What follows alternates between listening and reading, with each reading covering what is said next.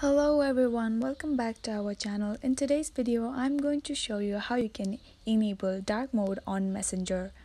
Watch the video till the end so that you'll be able to do the following activities by yourself. Before moving on to the video, make sure you like and subscribe to our channel. Okay, now let's move straight into the video. Open your Messenger app, which can be downloaded through App Store. Now on the top left corner, you can see your profile picture. Tap on it. Now on the very first is a dark mode, which is turned off. To enable the dark mode, tap on dark mode.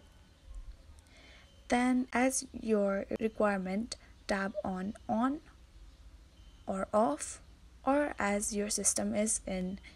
To enable the dark mode on Messenger only, then tap on.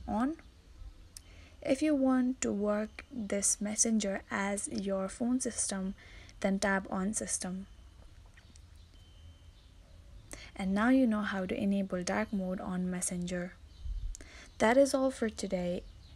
Thank you so much for watching till the end. If this video was helpful for you, do like, share, leave a comment down below, subscribe to our channel and hit the bell icon so that you'll get notified when we post new videos.